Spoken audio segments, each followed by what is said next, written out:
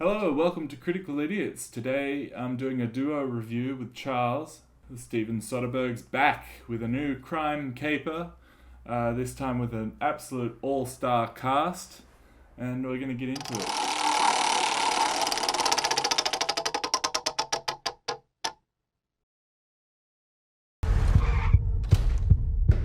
You said a man want to see me. Alley out back. Can't come in here. After, saying I don't know how many times now that he's going to retire from filmmaking, he's gone on to make another 10 films, and this just happens to be one of them. Yeah, I feel like it changes. Like, I'm going to retire from Yeah. filmmaking, Yeah. but I can still Yeah. shoot on iPhones. No, but this time it's not an iPhone, but he's using like a really strange anamorphic lens. Did you notice that? Yeah, it took me a minute to figure out that I was like, okay, iPhones have gotten silly. This is really nice. I really liked the anamorphic lens. It was like, it made for some really nice pans, Yeah. and it had some really good, cool like effects it gave the shot. I Sorting agree and I things. disagree. Like some of the distortions looked really strange, and I felt like I needed one of those TVs that like turn in for it to work. I don't know. I find myself so bored by a lot of like just standard cinematography, and this film wasn't like trying to break new Yeah. ground necessarily with its visuals, but it was really nice, and I just liked that kind of touch of, it kind of just threw Yeah. some shots off and made them feel a little wacky and artsy. Well, what did you think of the movie?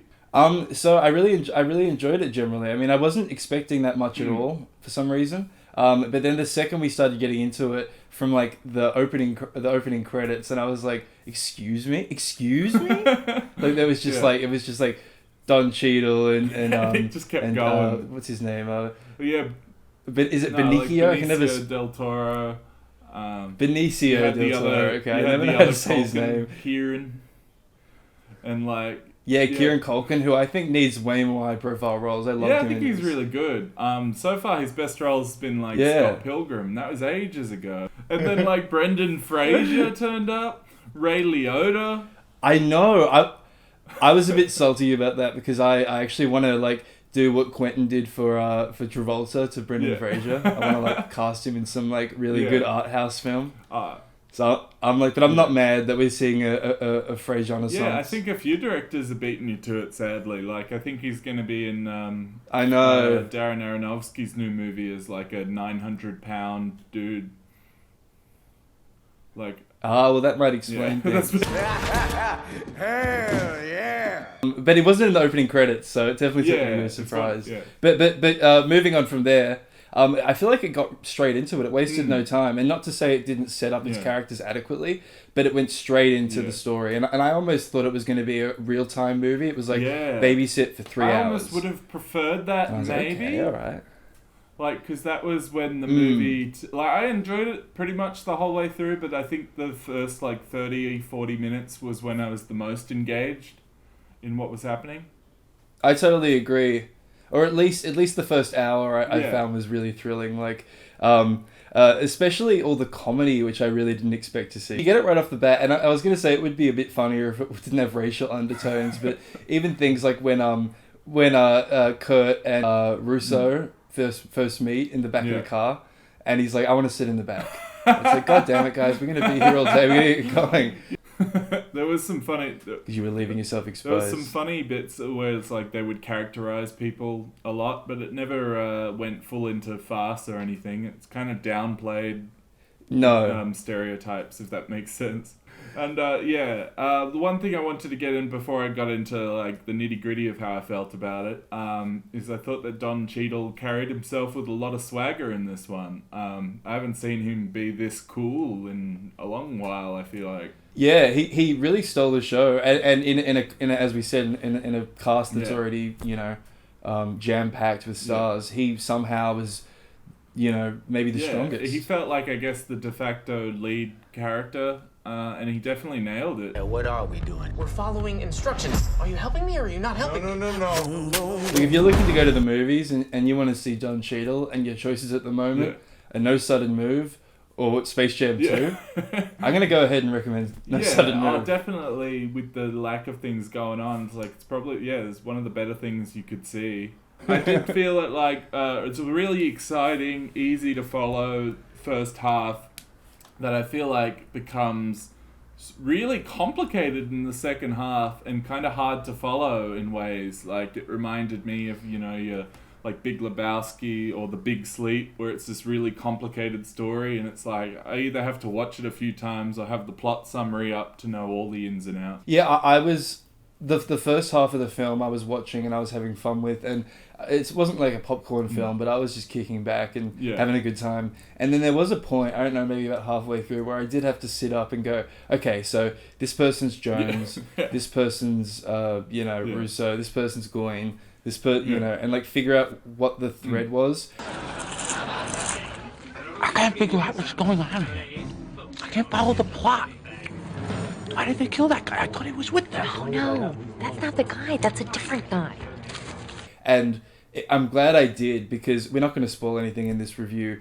But it's like the film constructs all these different threads that are, you know, dancing around each other that you need to be understanding, because at the end it all kind of, you know, comes to a climax. And you're going to be totally lost if you weren't paying attention. Oh, absolutely.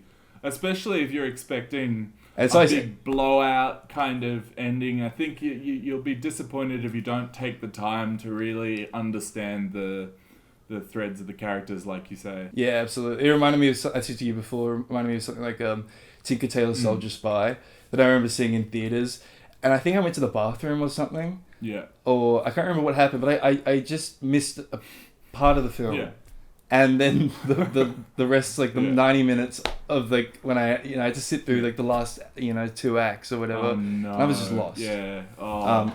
And that could happen during this if you're not careful. Yeah, definitely pay attention, because I feel like if you're a viewer that loses a thread too many, you're gonna absolutely be painfully bored in the second half of this movie. It's not to say that the story it's telling is like densely convoluted. It's just it expects you to keep up with it. It doesn't baby you. Yeah. It mentions a name or mentions the plan once, and then if you missed it, you're gonna have some catching up to do. In saying that, it's not like a super dense like you gotta study all these themes and whatnot. Like you'll get the most from it just paying a bit of attention. That's really it. Time. And watching sort of like Bottommen make like they're like the bottom of the the food chain of their world, and just how they navigated themselves in and out of situations is really like the highlights. Yeah, absolutely. It's like these guys were playing in the big leagues when they were just amateur pitchers. And I thought Benicio del Toro was great as well. Like he played a kind of not an idiot, but a bit of a buffhead. Sloppy. He was so good. The problem is you're not smart enough to know how not smart you are, which makes you unpredictable, which makes you untrustworthy. I did have a lot more fun with this movie than I thought I was going to have. I thought it was, I don't know why, but because I really enjoyed Unsane. Soderbergh's obviously a talented filmmaker. The cast is stellar, but I for some reason, because of the marketing, I guess, the poster, I just thought it was going to be a bit middle of the road. I agree. I saw his earlier thriller, Out of Sight, with George Clooney, and a lot of people really liked that one. I was like, well, if I didn't like that, I'm not going to like this, but I actually preferred this to Out of Sight. I did like that I feel like Martin Scorsese almost owns this period gangster genre. And I thought Soderbergh kind of really breathed his own energy into it, and it felt like its own thing. It didn't feel derivative necessarily. Yeah, I found it reminded me more of like, film noir, or like, say, Stanley Kubrick's The Killing and things like that. But you enter this kind of bottomless pit where you're like, okay, who's at the fucking top of this thing? It just keeps going. And I feel like where the film fails is, I don't know if it needed to be as long as it was. Maybe too long. And towards the end, I got what it was doing, but there was a bit where I was like, oh, okay, that wasn't the last scene. Okay, that wasn't the last scene. It's like, it's not over. And again, it's by no means bad, but... Yeah, I thought it was really solid, great cast. I maybe would have preferred it if they cut, like, say, half an hour out. I really think there's a solid 90-minute movie in there. But other than that, in terms of things to go see at the movies, definitely one of the better things. I'm tossing up between a like 6.5 and a 7. So somewhere in that grey zone. I'll put it up here during editing, and that's what I will settle with. Pick a number. Today's number is 7. I'm gonna give this a 7. It wasn't quite big scale enough, thematically, or it didn't do enough for me to give it an 8, 9 or higher. But I think as far as just a fun movie, kind of like a good old fashioned noir crime mystery, with a great cast, as I've said, competently directed. It could be a bit shorter, and it does have its issues, but generally I had really a good time with this. So I'm going to give it a 7.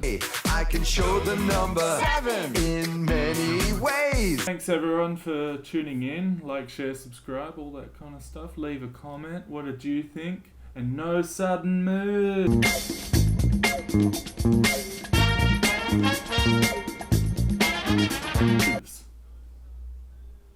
No sudden moves, No ladies and sudden gentlemen. moves. None of that. Stop.